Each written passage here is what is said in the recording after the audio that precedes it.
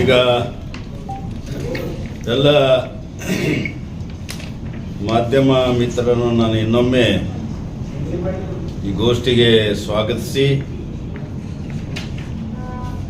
ಪತ್ರಿಕಾಗೋಷ್ಠಿಯಲ್ಲಿ ನಮ್ಮ ಜೊತೆ ಇರ್ತಕ್ಕಂಥ ಜಿಲ್ಲಾ ಸಂಚಾಲಕರು ಸಿದ್ದು ರಾಯಣ್ಣನವರು, ಜಿಲ್ಲಾ ನಾಯಕರು ದಲಿತ ವಿದ್ಯಾರ್ಥಿ ಒಕ್ಕೂಟದ ಜಿಲ್ಲಾ ಸಂಚಾಲಕರು ವೈಸಿ ಮಯೂರ್ ಅವರು ಮತ್ತು ರಾಜ್ಯ ಖಜಾಂಚಿ ಆಗಿರ್ತಕ್ಕಂಥ BC ವಾಲಿಯವರು ನಮ್ಮ ಜೊತೆ ಇವತ್ತಿದ್ದಾರೆ. ಇವತ್ತಿನ ಪತ್ರಿಕಾಗೋಷ್ಠಿಯಲ್ಲಿ ವಿಶೇಷವಾಗಿ ಪ್ರಜಾಪ್ರಭುತ್ವ ಮತ್ತು ನಮ್ಮ ಸಂವಿಧಾನವನ್ನು ಸಮರ್ಪಣೆ ನಾವು ಮಾಡಿಕೊಂಡು 75 ವರ್ಷ ಕಳೀತಕ್ಕಂಥ ಸಂದರ್ಭದಲ್ಲಿ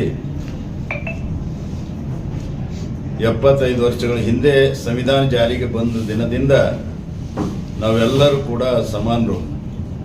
ನಾವು ಯಾರೂ ಕೂಡ ಮೇಲೂ ಅಲ್ಲ ಕೀಳು ಅಲ್ಲ, ಎಲ್ಲರೂ ಕೂಡ ಸಮಾನರು. ಸಾರ್ವತ್ರಿಕವಾಗಿ ನಾವೆಲ್ಲರಿಗೂ ಕೂಡ ಈಕ್ವಲ್ ಆಗಿ ಸಮಾನವಾಗಿ ಒಂದು ಅವಕಾಶಗಳನ್ನು ಮತ್ತು ಮುಕ್ತವಾದ ಅವಕಾಶಗಳನ್ನು ನೀಡಿರ್ತಕ್ಕಂಥ ನಮ್ಮ ಸಂವಿಧಾನ. ಹಾಗಾಗಿ ನಮ್ಮ ದೇಶನ ಆಳಲಿಕ್ಕೆ ಪ್ರಜಾತಂತ್ರ ವ್ಯವಸ್ಥೆಯಲ್ಲಿ ಸಾರ್ವತ್ರಿಕ ಚುನಾವಣೆಗಳು 5 ವರ್ಷಕ್ಕೆ ಬರ್ತಕ್ಕಂಥದ್ದು ರಾಜ್ಯ ಮತ್ತು ಕೇಂದ್ರ ಸರ್ಕಾರಗಳಲ್ಲಿ, ಮತ್ತು ಅನೇಕ ಪಕ್ಷಗಳು ರೂಪುಗೊಂಡು ಪ್ರಜೆಗಳ ಹಿತಕ್ಕಾಗಿ ಮತ್ತು ದೇಶದ ಹಿತಕ್ಕಾಗಿ ಆಡಳಿತ ನಡೆಸಲಿಕ್ಕೆ ಇಲ್ಲಿ ಜನರಿಗೆ ಓಟಿನ ಅಧಿಕಾರವನ್ನು ಕೊಟ್ಟು ಸಂವಿಧಾನ ಪ್ರಕಾರ ಜನರು ಆಯ್ಕೆ ಮಾಡಿರ್ತಕ್ಕಂಥ ಸರ್ಕಾರಗಳು ಇಲ್ಲಿ ಆಡಳಿತ ನಡೆಸ್ತಕ್ಕಂಥ ಸಂದರ್ಭದಲ್ಲಿ ಸಂವಿಧಾನ ಕರೆದಿರೋದು ಸಂವಿಧಾನ ಪಿತ ಆಗಿರ್ತಕ್ಕಂಥ ಬಾಬಾ ಸಾಹೇಬ್ ಅಂಬೇಡ್ಕರ್ ಒಂದು ಕನಸಿತ್ತು. ಇಡೀ ನಮ್ಮ ವೈವಿಧ್ಯತೆಯಿಂದ ಕೂಡಿರ್ತಕ್ಕಂಥ ನಮ್ಮ ಸಮಾಜ ವ್ಯವಸ್ಥೆಯಲ್ಲಿ ಜಾತಿ, ಬಹುಭಾಷಾ, ಆಮೇಲೆ ಬಹು ಸಂಸ್ಕೃತಿವಾಗಿರ್ತಕ್ಕಂಥ ದೇಶದಲ್ಲಿ ಎಲ್ಲರಿಗೂ ಕೂಡ ಸಮಾನವಾದಂಥ ಅವಕಾಶ, ಶೋಷಣೆ ಮುಕ್ತವಾಗಿರ್ತಕ್ಕಂಥ ಸಮಾಜ, ಸಾಮಾಜಿಕ, ಆರ್ಥಿಕ ಮತ್ತು ಶೈಕ್ಷಣಿಕವಾಗಿ ಎಲ್ಲರಿಗೂ ಕೂಡ ಅವಕಾಶಗಳನ್ನು ಸಿಗಬೇಕು, ಯಾರಿಗೂ ಕೂಡ ಹಕ್ಕುಗಳಿಂದ ವಂಚನೆ ಆಗಬಾರ್ದು ಅಂತೇಳಿ. ಹಾಗಾಗಿ ಅಂಥ ಒಂದು ಸಂವಿಧಾನದ ಆಶಯವನ್ನು ಇವತ್ತು ಅನೇಕ ಕೇಂದ್ರ ಮತ್ತು ರಾಜ್ಯ ಸರ್ಕಾರಗಳಲ್ಲಿ ಕಾಂಗ್ರೆಸ್ ಪಕ್ಷ ಆಯಿತು, BJP ಪಕ್ಷ ಆಯಿತು, ಮತ್ತು ಕೆಲವೊಂದು ಸಮ್ಮಿಶ್ರವಾಗಿ ಆಯ್ಕೆ ಮಾಡಿದ್ರು. ಆದರೂ ಕೂಡ ಸಂವಿಧಾನ ನಿರೀಕ್ಷೆ ಮಾಡಿದಷ್ಟು ಸಾಮಾಜಿಕ ಮತ್ತು ಶೈಕ್ಷಣಿಕ ಮತ್ತು ಆರ್ಥಿಕ ಸದೃಢತೆ ದುರ್ಬಲ ವರ್ಗಗಳಿಗೆ, ಹಿಂದುಳಿದವರಿಗೆ, ಅಲ್ಪಸಂಖ್ಯಾತರಿಗೆ ಸಿಗಲಿಲ್ಲ.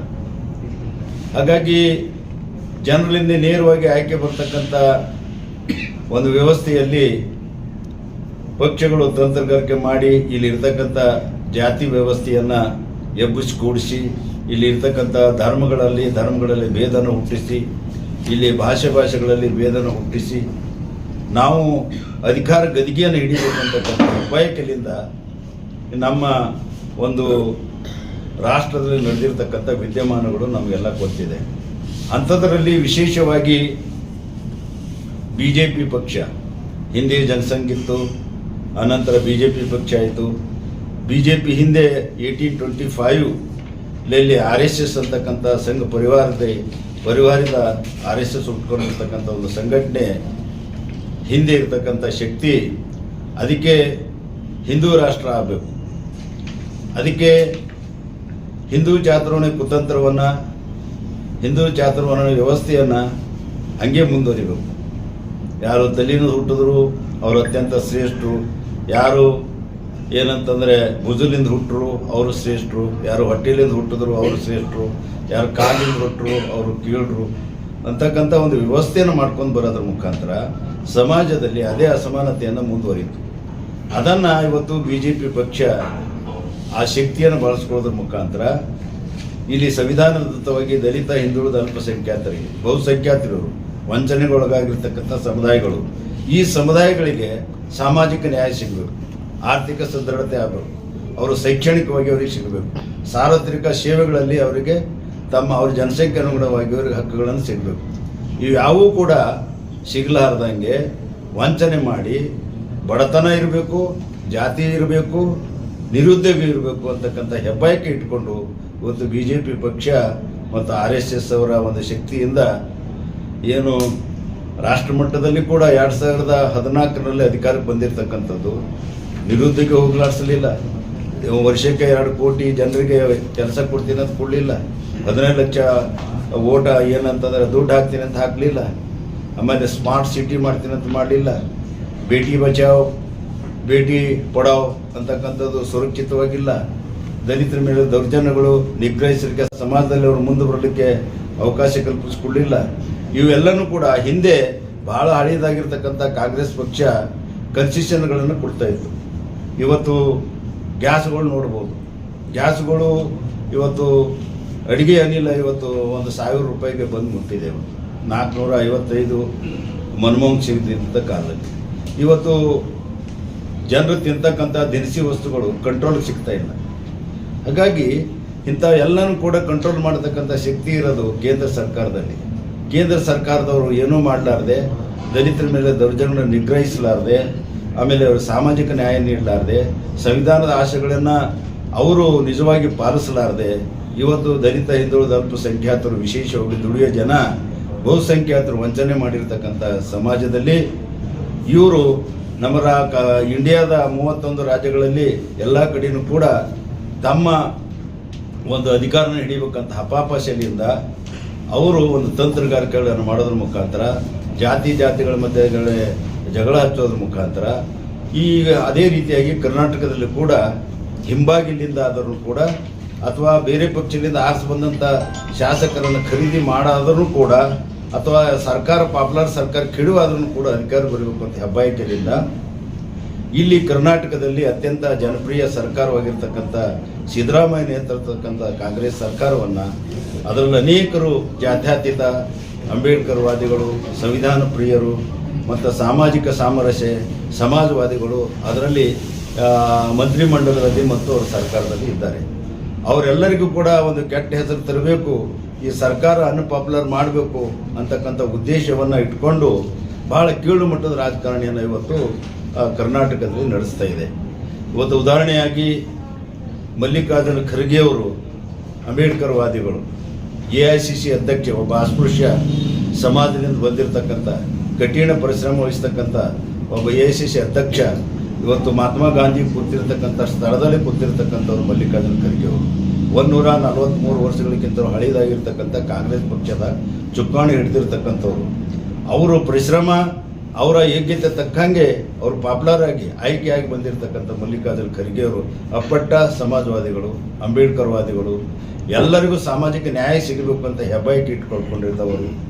ಅವರದೇ ಒಬ್ಬ ಹೊಟ್ಟೆಯಲ್ಲಿ ಹುಟ್ಟಿರ್ತಕ್ಕಂಥ ಮಗ ಪ್ರಿಯಾಂಕ ಖರ್ಗೆ ಅವರು. ಇಲ್ಲಿ ಅವರಿಗೆ ಕೇವಲ ಈಗ 48 ವರ್ಷಗಳು ಮುಗಿತಾ ಇದೆ. ಇಂಥದ್ರಲ್ಲಿ 3 ಸಲ ಅವರು ಮಂತ್ರಿಯಾಗಿ ಅತ್ಯಂತ ಯಶಸ್ವಿಯಾಗಿ ಇಲ್ಲಿ ಆಡಳಿತವನ್ನು ನಡೆಸಿದ್ದಾರೆ. ಅವರು ಕಾಂಗ್ರೆಸ್ನ ಸ್ಪೋಕ್ಸ್ಮನ್ ಅವರು. ಹಾಗಾಗಿ ಇಂಡಿಯಾ ದೇಶದಲ್ಲಿ ನಡೀತಕ್ಕಂಥ ವಿದ್ಯಮಾನಗಳನ್ನು ಮತ್ತು BJP ಜನವಿರೋಧಿ ತಂತ್ರಗಾತಿಗಳನ್ನು ನಡೆಸ್ತಕ್ಕಂಥ ಹುನ್ನಾರಗಳನ್ನು ಮತ್ತು BJPಯವರು ಅಜೆಂಡವನ್ನು ಅವರು ಸಮಾಜಕ್ಕೆ ಎತ್ತು ತೋರಿಸ್ತಕ್ಕಂಥದ್ದು ಮಾಡ್ತಾ ಇರೋದ್ರಿಂದ ಮತ್ತು ವಿಧಾನಸೌಧದಲ್ಲಿ ಸಮರ್ಥವಾಗಿ ಉತ್ತರ ಕೊಡ್ತಕ್ಕಂಥವರು ಸಾಮರ್ಥ್ಯ ಉಳ್ಳವರಾಗಿರೋದ್ರಿಂದ ಅವರಿಗೆ ಕೆಟ್ಟ ಹೆಸರು ತರಬೇಕು, ಇಂಥವ್ರಿಗೆ ಮೂಲಿಗೆ ಅದು ತಳ್ಳಬೇಕು ಅಂತಕ್ಕಂಥ ಹೆಬ್ಬಾಯಿಕೆ ಇಟ್ಕೊಂಡು ಅದೇ ಜಾತಿಯಲ್ಲಿ ಇರ್ತಕ್ಕಂಥ ಛಲವಾದಿ ನಾರಾಯಣ ಸ್ವಾಮಿ ಇದ್ದ. ಅವರು ಮಲ್ಲಿಕಾರ್ಜುನ ಖರ್ಗೆ ಗರುಡನಲ್ಲೇ ಅವರು ಒಬ್ಬ ಸಾರ್ವತ್ರಿಕ ವ್ಯಕ್ತಿ ಆಗಲಿಕ್ಕೆ ಮಲ್ಲಿಕಾರ್ಜುನ ಖರ್ಗೆ ಅವರೇ ಕಾರಣ. ಅವರು ಈಗ BJPಗೆ ಸೇರ್ಕೊಳ್ಳೋದ್ರ ಮುಖಾಂತರ MLCಯನ್ನಾಗಿ ಅವ್ರಿಗೆ ವಿರೋಧ ಪಕ್ಷದ ನಾಯಕರಾಗಿ ಇವತ್ತು ಆಡಳಿತ ಬಗ್ಗೆ ವಿರೋಧ ಮಾತಾಡಲಿ, ಆಡಳಿತ ವೈಫಲ್ಯ ಬಗ್ಗೆ ಹೋರಾಟ ಮಾಡಲಿ. ಅದು ಬಿಟ್ಟು ಕೇವಲ ವೈಯಕ್ತಿಕ ಅವರ ವ್ಯಕ್ತಿತ್ವಕ್ಕೆ ಚ್ಯುತಿ ತರ್ತಕ್ಕಂಥ ಒಂದು ಕೆಲಸವನ್ನು ಇವತ್ತು ಚಲವಾದಿ ನಾರಾಯಣ ಸ್ವಾಮಿ ಅಲ್ಲ, ಮನುವಾದಿ ನಾರಾಯಣ ಸ್ವಾಮಿ ಅವರು ಇವತ್ತು ಪ್ರಿಯಾಂಕಾ ಖರ್ಗೆ ಅವರಿಗೆ ಪತ್ರಿಕಾಗೋಷ್ಠಿಯಲ್ಲಿ ಆನೆ ಹೋಗ್ತಾ ಇದ್ದರೆ ನಾಯಿಗಳು ಹೊಗಳ್ತಾ ಇದ್ದಾವೆ, ಆನೆ ಯಾರು ಅಂತ ಪತ್ರಕರ್ತರು ಕೇಳ್ತಾರೆ, ಪ್ರಧಾನಮಂತ್ರಿಗಳು ಅಂತ ಹೇಳ್ತಾರೆ. ನಾಯಿ ಯಾರು ಅಂತ ಹೇಳಿದ್ರೆ ಅರೇ ಪ್ರಿಯಾಂಕಾ ಖರ್ಗೆ ಅವ್ರಿ ಅಂತೇಳಿ ಜೋರು ಮಾಡಿ ಹೇಳ್ತಾರೆ. ಅಂದರೆ ಇಟ್ಟು ಕೀಳು ಮಟ್ಟದ ರಾಜಕಾರಣಿ, ಕೀಳು ಮಟ್ಟದ ಭಾಷೆಯನ್ನು ಶಬ್ದ ಬಳಸ್ತಕ್ಕಂಥ ಮನುವಾದಿ ನಾರಾಯಣ ಸ್ವಾಮಿ ಅವರು ವಿರೋಧ ಪಕ್ಷದ ನಾಯಕರು, ಸಂವಿಧಾನದತ್ತವಾಗಿ ಸಾರ್ವತ್ರಿಕವಾಗಿ ಒಬ್ಬ ಸಾರ್ವಜನಿಕ ವ್ಯಕ್ತಿತ್ವ ಹೊಂದಿರತಕ್ಕಂಥವ್ರು. ಅವರು ಯಾವ ರೀತಿಯಾಗಿ ಮಾತಾಡಬೇಕು, ಸಂವಿಧಾನ ಪದ ಬಳಸಬೇಕು, ಸಂಸದಿ ಪದಗಳನ್ನು ಬಳಸಬೇಕು, ಅಸಂಸದಿ ಪದಗಳನ್ನು ಬಳಸಬಾರ್ದು ಅಂತಕ್ಕಂಥ ಕಾಮನ್ ಸೆನ್ಸ್ ಇರಲಾರ್ದಂಥ ಒಬ್ಬ ವ್ಯಕ್ತಿಯನ್ನು ಅವರು ಕೇವಲ ಅವ್ರದ್ದು ಬುದ್ಧಿ ಅಲ್ಲ, BJPಯವರ ಬುದ್ಧಿ ಅದು, RSSದವರು ಬುದ್ಧಿ ಅದು, ಇವ್ರ ಕೈಯಲ್ಲಿ ಇರ್ತಕ್ಕಂಥ ಬಡಗಿ ಅದು, ಕೋಲು. BJP RSS ಆಟ ಆಡ್ದಂಗೆ ಆಡ್ತಕ್ಕಂಥ ಅವ್ರು ಏನು ಬಳಸ್ತಾರೆ ಅದು ಬಳಸ್ದಂಗೆ ಕೋಲು ಅವರು, ಮನುವಾದಿ ನಾರಾಯಣ ಸ್ವಾಮಿ ಅವರು. ಮತ್ತು ಇನ್ನೊಬ್ಬರು ಎನ್ ರವಿಕುಮಾರ್ ಅವರು ಬ್ಯಾಕ್ವರ್ಡ್ ಸಂಬಂಧಪಟ್ಟಿರ್ತಕ್ಕಂಥವ್ರು. ಅವರು ನಮಗೆ MLC ಮಾಡ್ಯಾರ ಹಾಕಿದ್ರು, ಚಿತ್ತಾಪುರದಲ್ಲಿ ದಿಗ್ಬಂಧನ ಮಾಡಿದ್ರು ಅಂತೇಳಿ ಹೋರಾಟ ಮಾಡೋ ಸಂದರ್ಭದಲ್ಲಿ ಇಲ್ಲಿ ಎದುರುಗಡೆ DC ಆಫೀಸ್ ಇದೆ. DC ಆಫೀಸ್ನಲ್ಲಿ ಅವ್ರ ಜಿಲ್ಲಾಧಿಕಾರಿಗಳಿದ್ದಾರೆ ಮುಸ್ಲಿಮ್ಸು. ಅವರು ಪಾಕಿಸ್ತಾನದಿಂದ ಭವಿಷ್ಯ ಬಂದಂಗೆ ಕಾಣ್ತಾರೆ ಅಂತ ಹೇಳಿದ್ರೆ ಮುಂದೆ ಎದುರಿರ್ತಕ್ಕಂಥ BJPದವರು ಟಾಳಿ ಬಾರಿಸ್ತಾರೆ. ಭವಿಷ್ಯ ಇವರು ಸಾಕ್ಷಿ ಆದರಲ್ಲ ಪಾಕಿಸ್ತಾನದವರೇ ಇದ್ದಿರ್ಬೇಕು DC ಅಂತ ಹೇಳಿ. ಇಂಥ ಒಂದು ಗೊಂದಲಮಯವಾಗಿರ್ತಕ್ಕಂಥ ಒಂದು ಕ್ಲಿಷ್ಟಕರವಾಗಿರ್ತಕ್ಕಂಥ ಸನ್ನಿವೇಶದಲ್ಲಿ ಭಾಷೆ ಬಳಸಿ ಇವರಿಬ್ಬರೂ ಕೂಡ BJP ಮತ್ತು RSS ಅವರು ಆಟ ಆಡ್ದಂಗೆ ಆಡತಕ್ಕಂಥ ಗೊಂಬೆಗಳಿವು, ಕೋಲುಗಳಿವು. ಈ ಕೋಲುಗಳು ಅದೇ ನಾವು ಅವರಿಗೆ ಭಾಳ ಫೇಮಸ್ ಮಾಡಲಿಕ್ಕೆ ಹೋಗಲ್ಲ. ಅದ್ರ ಹಿಂದಿರ್ತಕ್ಕಂಥ ಷಡ್ಯಂತ್ರ ಇಲ್ಲಿ ಅಸಮಾನತೆ ಸಮಾನತೆಗೆ ಇರ್ತಕ್ಕಂಥ ಒಂದು ಸಂಘರ್ಷ, ಮನುವಾದಿಗಳಿಗೂ ಮತ್ತು ಸಮತಾವಾದಿಗಳಿಗೆ ಸಮಾಜವಾದಿಗಳಿಗೆ ಇರ್ತಕ್ಕಂಥ ಸಂಘರ್ಷ. ಸಾಮಾಜಿಕ ನ್ಯಾಯ ಬೇಡ್ತಕ್ಕಂಥವ್ರಿಗೆ ಇದೇ ಸಮಾಜ ಅಸಮಾನತೆ ಸಮಾಜ ವ್ಯವಸ್ಥೆ ಇರಲಿ ಅಂತ ಹೋರಾಟ ಮಾಡ್ತಕ್ಕಂಥ BJPಗೆ ಇರ್ತಕ್ಕಂಥ ವ್ಯತ್ಯಾಸ. ಈ ಸಂಘರ್ಷ ಏನಿದೆಯಲ್ಲ, ಈ ಸಂಘರ್ಷ ನಾವು ಅತ್ಯಂತ ಅರ್ಥಪೂರ್ಣಕ್ಕೋಗಿ ಫೇಸ್ ಮಾಡಲಿಕ್ಕೆ ಇವತ್ತನ್ನು ಹೊರಟಿದ್ದೀವಿ. ಯಾವ ಮಲ್ಲಿಕಾರ್ಜುನ ಖರ್ಗೆ, ಯಾವ ಪ್ರಿಯಾಂಕಾ ಖರ್ಗೆ ಅವರು ನೆಪ ಮಾತ್ರ. ಅವ್ರ ಹೆಸರು ಅವ್ರ ಆಸ್ಪಿರೇಷನ್ ಹುಟ್ಟಿದ್ದಾರೆ, ಅವರು ಒಳ್ಳೆ ಕೆಲಸ ಮಾಡ್ತಾ ಇದ್ದಾರೆ, ಮಿನಿಸ್ಟರ್ಸ್ ಇದ್ದಾರೆ, ಎಲ್ಲರಿಗೂ ಗೊತ್ತಿದೆ. ಆದರೆ ಅದು ಅಷ್ಟಕ್ಕೆ ಇಲ್ಲ. ಇಲ್ಲಿ ಇಂಥ ಮಾತುಗಳು ಆಡೋದ್ರ ಮುಖಾಂತರ ಇಲ್ಲಿ ಜನಪರ ಇರತಕ್ಕಂಥ ಸರ್ಕಾರವನ್ನು ಒಂದು ಚುತ್ತಿ ತರಂತ ಕೆಲಸ ಮಾಡ್ತಾ ಇರೋದರಿಂದ ನಾವು ಏನಂತಂದರೆ ಒಂದು ಸಾಮಾಜಿಕ ಸಮಾನತೆಗೆ ಮನ್ನಣೆ ಕೊಡ್ತಕ್ಕಂಥವ್ರು ಆಗ್ತಾ ಇರೋದ್ರಿಂದ ನಾವು ಏನಂತಂದರೆ ಈ ಒಂದು ಕೆಟ್ಟ ಒಂದು ಶಕ್ತಿಯಾಗಿರ್ತಕ್ಕಂಥ BJP ನಡವಳಿಕೆಗೆ, ಮನುವಾದಿಗಳ ಒಂದು ನಡವಳಿಕೆಗೆ ನಾವು ತೀವ್ರವಾಗಿ ಖಂಡಿಸಿ ರಾಜ್ಯದಾದ್ಯಂತ ಎಲ್ಲ ಜಿಲ್ಲಾ ಕೇಂದ್ರಗಳಲ್ಲಿ ನಾವು 10/6/2025 ಒಂದು ಬೃಹತ್ ಪ್ರತಿಭಟನೆಯ ಮೆರವಣಿಗೆಯನ್ನು ಮಾಡಿ ಜಿಲ್ಲಾಧಿಕಾರಿಗಳ ಮುಖಾಂತರ ಛಲವಾದಿ ನಾರಾಯಣ ಸ್ವಾಮಿ ಮತ್ತು ಎನ್ ರವಿಕುಮಾರ್ ಅವರ ಒಂದು ಮೆಂಬರ್ಶಿಪ್ಪನ್ನು ರದ್ದು ಮಾಡಬೇಕು, ವಿರೋಧ ಪಕ್ಷದ ಸ್ಥಾನದಿಂದ ಮೊದಲು ತೆಗೆದು ಆಮೇಲೆ ಅದು MLCಯನ್ನು ರದ್ದು ಮಾಡಬೇಕು ಅಂತ ಆಗ್ರಹಿಸಿ, ಮತ್ತು BJPಯವರು RSS ಅವರ ಶಕ್ತಿಯಿಂದ ಮಾಡ್ತಕ್ಕಂಥ ತಂತ್ರಗಾರಿಕೆಯನ್ನು ನಡೆಯೋದಿಲ್ಲ, ಈ ಸೆಕ್ಯುಲರಿಸಮ್ ಅಂತ ಹೊಸ ಹಾಕ್ತಕ್ಕಂಥದ್ದು ನಾವು ಸಹಿಸಲಿಕ್ಕೆ ಆಗೋದಿಲ್ಲ ಅಂತಕ್ಕಂಥ ಉದ್ದೇಶ ಇಟ್ಟುಕೊಂಡು ನಾವು ರಾಜ್ಯದ ಎಲ್ಲ ಜಿಲ್ಲಾ ಕೇಂದ್ರಗಳಲ್ಲಿ ಬೃಹತ್ ಮೆರವಣಿಗೆ ಮಾಡಿ ಜಿಲ್ಲಾಧಿಕಾರಿ ಮುಖಾಂತರ ಗವರ್ನರ್ಗೆ ಮನವಿಯನ್ನು ಸಲ್ಲಿಸ್ತಾ ಇದ್ದೀವಿ. ಕಳೆದ 40 ವರ್ಷಗಳಿಂದ ಕೋಮುವಾದಿಗಳ ವಿರುದ್ಧ, ಜಾತೀಯವಾದಿಗಳ ವಿರುದ್ಧ ಮತ್ತು ದೌರ್ಜನ್ಯಗಳ ವಿರುದ್ಧ ಮತ್ತು ಜನರ ಒಂದು ಶ್ರೇಯಸ್ಸಿಗಾಗಿ ಸಾಮಾಜಿಕ ಆರ್ಥಿಕ ಶೈಕ್ಷಣಿಕ ಸಾಮಾಜಿಕ ನ್ಯಾಯಕ್ಕಾಗಿ ಹೋರಾಟ ಮಾಡ್ತಕ್ಕಂಥ irrespective of caste, irrespective of party ನಾವು ಏನಂತಂದು ಕೆಲಸ ಮಾಡ್ತಾ ಇರೋದ್ರಿಂದ ಅದೇ ರೀತಿಯಾಗಿ ಇದರಲ್ಲೂ ಕೂಡ ಕೆಲಸ ಮಾಡ್ತಾ ಇದ್ದೀವಿ. ಹಾಗಾಗಿ ಇವಾಗ ಹರ್ಟ್ ಮಾಡಿರ್ತಕ್ಕಂಥವ್ರಿಗೆ ಒಂದು ಬೆಂಬಲಿಸಿ, ಯಾರಿಗೆ ಪ್ರಿಯಾಂಕಾ ಖರ್ಗೆ ಅವರನ್ನು ಬೆಂಬಲಿಸಿ ಮತ್ತು BJPಯವರು ಕುತಂತ್ರವನ್ನು ಬಯಲಿಗೆ ಎಳೆಯಲಿಕ್ಕೆ ನಾರಾಯಣ ಸ್ವಾಮಿ ಮತ್ತು ಎನ್ ರವಿಕುಮಾರ್ ಅವರು ಕೂಡಲೇ ರಾಜೀನಾಮೆ ಕೊಡಬೇಕು, ಇಲ್ಲದರೆ ಅವ್ರಿಗೆ ಕಿತ್ತು ಹಾಕಬೇಕು. ಮತ್ತು ವಿರೋಧ ಪಕ್ಷದ ನಾಯಕರಲ್ಲಿ ಇರಲಿಕ್ಕೆ ಅವರಿಗೆ ನಾಲಾಯಕರು ಮತ್ತು ಇದೆಲ್ಲ ಅವಿವೇಕಿ ಮಾತುಗಳನ್ನು ಆಡೋದು ಬಿಡಬೇಕು, ವಿವೇಕತನ ಹೊಂದಿರಬೇಕು. ರಾಷ್ಟ್ರಪಕ್ಷ ಅಂತ BJP ಹೇಳ್ಕೊಳ್ತಾರೆ, ರಾಷ್ಟ್ರಪಕ್ಷ BJP ಇದ್ದಾಗಲೂ ಕೂಡ ವಿರೋಧ ಪಕ್ಷದ ನಾಯಕರು ಯಾವ ರೀತಿಯಾಗಿರಬೇಕು, ಯಾವ ರೀತಿಯಾಗಿ ವರ್ತಿಸಬೇಕು ಅಂತಕ್ಕಂಥದ್ದು ಸಿಂಪಲ್ ಕಾಮನ್ ಸೆನ್ಸ್, ಒಂದು ಸಾಮಾನ್ಯ ತಿಳುವಳಿಕೆ ಇರಲಾರ್ದಂಥ ಪಕ್ಷ BJP ಪಕ್ಷ ನಡವಳಿಕೆಗೆ ನಾವು ಧಿಕ್ಕಾರ ಹೇಳ್ತೀವಿ. ಈ ಕಾರಣಕ್ಕಾಗಿ ನಾವು ಈ ಸಂಘರ್ಷವನ್ನು ಸಾರಿದ್ದೀವಿ. ಅದಕ್ಕಾಗಿ ಇಲ್ಲಿ ಬಿಜಾಪುರದಲ್ಲೂ ಕೂಡ 10ನೇ ತಾರೀಕಿಗೆ ಒಂದು ಬೃಹತ್ ಪ್ರತಿಭಟನೆ ಇರ್ತದೆ ಮತ್ತು ಎಲ್ಲ ಜಿಲ್ಲಾ ಕೇಂದ್ರಗಳಲ್ಲೂ ಕೂಡ ಇರ್ತದೆ. ಮತ್ತು ಎರಡನೇದಾಗಿ ಮೊನ್ನೆ 18 ವರ್ಷಗಳ ನಂತರ RCB ಏನು ಒಂದು ವಿಜಯೋತ್ಸವದಲ್ಲಿ ಅವರು ಕಪ್ಪನ್ನು ಗೆದ್ದದಕ್ಕಾಗಿ ವಿಜಯೋತ್ಸವಕ್ಕಾಗಿ ಕರ್ನಾಟಕದಲ್ಲಿ ನಡೆದಿರ್ತಕ್ಕಂಥ ವಿದ್ಯಮಾನಗಳನ್ನು ಭಾಳ ಅದು ಏನಂತಂದರೆ ಒಂದು ಒಮ್ಮೆ ಸಮುದ್ರ ನೀರು ಯಾವ ಎಲ್ಲ ಗೇಟ್ಗಳು ತೆಗೆದರೆ ನೀರು ಯಾವ ರೀತಿಯಾಗಿ ಬರ್ತದೋ ಅದೇ ರೀತಿಯಾಗಿ ಜನರು 35,000 ಸೀಟ್ಗಳು ಇದ್ದಾಗ 21 ಗೇಟ್ಗಳಲ್ಲಿ 5,000 ಮಿನಿಮಮ್ಲಿಂದ 10,000 ಜನ ಎಲ್ಲ ಗೇಟ್ಗಳಲ್ಲಿ ಜಮಾ ಆಗ್ತಾರೆ. ನಾನು ಬೆಂಗಳೂರಲ್ಲಿ ಅವತ್ತಿದ್ದಾಗೂ ಕೂಡ ಅಲ್ಲಿ ಸ್ಥಳದಾಗ ಇರಲಾರ್ದರೂ ಕೂಡ ಟಿ ವಿಯಲ್ಲಿ ನೋಡಿದ್ದೇವೆ. ಅಷ್ಟೊಂದು ಜನಕ್ಕೆ ಗೇಟ್ಗಳು ಒಳಗೆ ಕೂಡಲಿ ಅಂತ ತೆರೆದಾಗ ಒಬ್ಬರ ಮೇಲೆ ಒಬ್ಬರು ಬಿದ್ದು ನುಗ್ಗಿ ಆ ರೀತಿ ಕಾಲು ತುಳಿತಕ್ಕೆ ಒಳಗಾಗಿ 10-11 ಜನ ಸಾವನ್ನು ಅಪ್ಪಿರ್ತಕ್ಕಂಥದ್ದು ಕರ್ನಾಟಕ ದಲಿತ ಸಂಘರ್ಷ ಸಮಿತಿ ಅತ್ಯಂತ ದುಃಖವಾಗಿ ಬರೆಸ್ತದೆ. ಮತ್ತು ಅವ್ರ ಸಂಬಂಧಿಕರಿಗೆ ಒಂದು ಧೈರ್ಯ ತರ್ತಕ್ಕಂಥ ಕೆಲಸ ಸರ್ಕಾರ ಮಾಡಬೇಕು. ನಾವು ಸಾರ್ವಜನಿಕರು ಎಲ್ಲನೂ ಕೂಡ ನಾವು ಅವರಿಗೆ ನೈತಿಕವಾಗಿ ಬೆಂಬಲಿಸ್ತೀವಿ ಅಂಥೇಳಿ ನಾನು ಪ್ರಾರ್ಥಿಸ್ತೀನಿ. ಈ ಘಟನೆ ನಡಿಬಾರ್ದಾಗಿತ್ತು, ನಡೆದಿದೆ. ಮತ್ತು ಯಾರು ತಪ್ಪಿಸ್ತಿರೋದವ್ರ ಸೂಕ್ತ ಕ್ರಮ ತಗೋಬೇಕು ಅಂತೇಳಿ ಸರ್ಕಾರಕ್ಕೆ ಆಗ್ರಹಿಸ್ತೀವಿ.